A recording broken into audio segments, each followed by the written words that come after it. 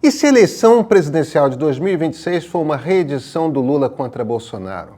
Ora, vocês vão logo dizer, esse cenário é impossível. Bolsonaro já foi declarado inelegível pelo Tribunal Superior Eleitoral.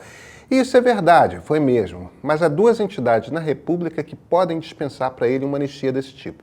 A primeira é o presidente. Claro, Lula não vai fazer isso. A outra é o Congresso Nacional. E aí a coisa fica um pouco mais complicada. O problema é o seguinte: Jair Messias Bolsonaro ainda tem muito poder no Brasil. O poder dele se expressa de uma única forma: tem votos. O candidato que pode aparecer com uma foto de Bolsonaro ao lado, que tiver um vídeo com o ex-presidente, tudo isso vale muito na eleição. E ali na frente são duas eleições muito importantes que vão ocorrer. Uma é óbvia, a eleição municipal de mais de 5 mil prefeitos e incontáveis vereadores. Mas tem outra igualmente importante para quem é político: a eleição para presidente da Câmara dos Deputados e, claro, do Senado Federal. Arthur Lira e Rodrigo Pacheco, que ocupam hoje, eles não podem ser candidatos. Então essa briga, ela está aberta.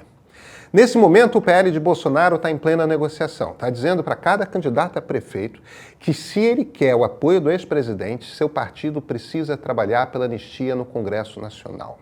Pois é. É importante, é muito importante entender que a eleição para prefeito, se parece menos importante, é, na verdade, decisiva para a eleição presidencial, é decisiva para a eleição de governadores e é fundamental para deputados federais. Os grupos políticos que capturam uma prefeitura ganham poder de articulação. Todo candidato a deputado federal nas cidades médias e pequenas precisa do apoio do prefeito local para se eleger. Como prefeito, depois, precisa do deputado para trazer dinheiro para o município. Essa é a lógica da captura do orçamento federal feita por Arthur Lira na Câmara. É uma máquina de eleger prefeitos e deputados. E que quem tem o grosso desse dinheiro capturado não é a esquerda, muito menos o centro. É o centrão, ou seja, a direita. Tanto a direita fisiológica quanto a direita bolsonarista, que se parecem, mas não são a mesma coisa. Além disso, quem tem maior penetração no Brasil, ou seja, quem tem mais prefeituras, tem também mais estrutura para ajudar na campanha eleitoral para presidente da República. O PT, o Partido dos Trabalhadores, corre o sério risco de diminuir o número de prefeituras nesse pleito justamente por conta de o quanto ampliou a presença da direita no Congresso Nacional. E é aí que entra o peso eleitoral de Jair Bolsonaro.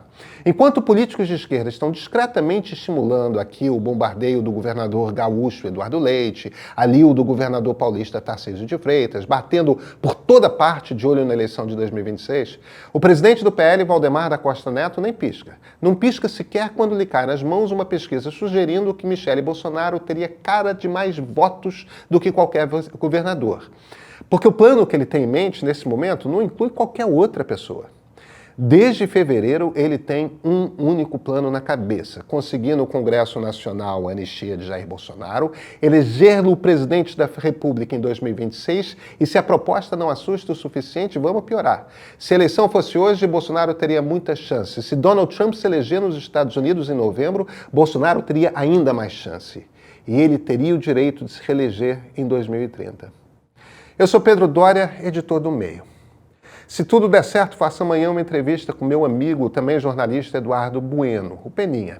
O cara é gaúcho, conhece muita história e a ideia é tentar entender o que foram essas cheias perante a história do Rio Grande do Sul. Qual o peso da tragédia? Como que mexe com a cabeça dos gaúchos? O que diz sobre a política que funciona e aquela que não funciona? Uma conversa de jornalistas que tentam entender a realidade através da história. Fatos, dados, análise num universo de desinformação. O meio é importante para você? Faz parte da maneira como você se informa, como você compreende o mundo? Assina. Ajuda a nos manter de pé. Cidadania inclui ajudar a financiar o bom jornalismo. E esse é o ponto de partida.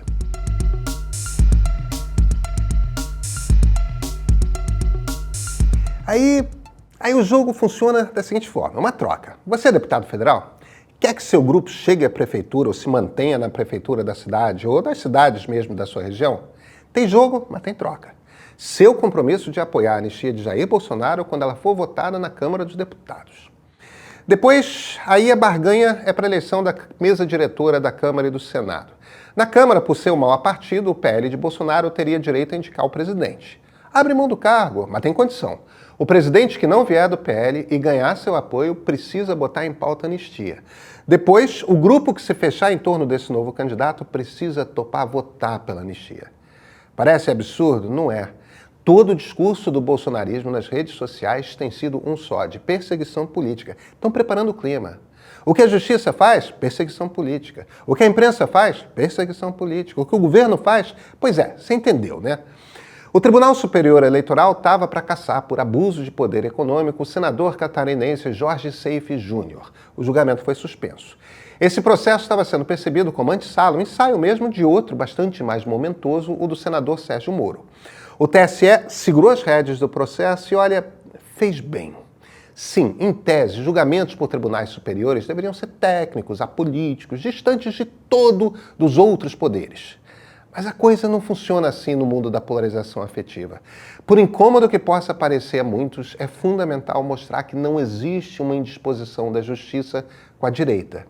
Porque, olha, não existe mesmo. O que há é uma indisposição da justiça e do Brasil com o golpismo.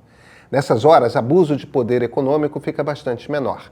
Aliás, no caso de Moro, sugeri que ele usou a pré-campanha presidencial de uma candidatura que acabou não acontecendo. Para poder se eleger senador no Paraná é forçado. Moro já era bastante conhecido no estado e dificilmente não seria eleito a partir do momento que se candidatou. Mas o que o TSE estava fazendo, o que o Supremo Tribunal Federal está preocupado em fazer, é mostrar boa vontade, desarticular a impressão, a ideia de que há perseguição. Porque nas redes bolsonaristas só se fala de perseguição o tempo todo. Pois bem, a justiça faz parte do trabalho de desarticular esse argumento. É um trabalho muito importante. Outra parte desse trabalho cabe à esquerda, aliás, não só à esquerda, todo mundo que não é bolsonarista. Isto é, mostrar que o problema está no golpismo, está no movimento especificamente de Jair Bolsonaro e não em toda a direita. É preciso isolar o câncer. Um voto pela anistia não viria nesse ano de 2024, viria se acontecer em 2025. O que acontece agora são os acordos políticos para possibilitar que esse movimento aconteça.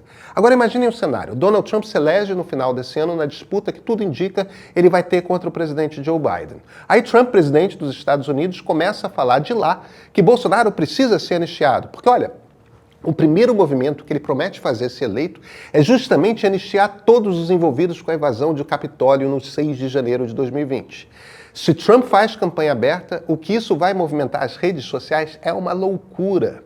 E todo parlamentar que se elege com votos da direita vai sentir muita pressão por essa anistia.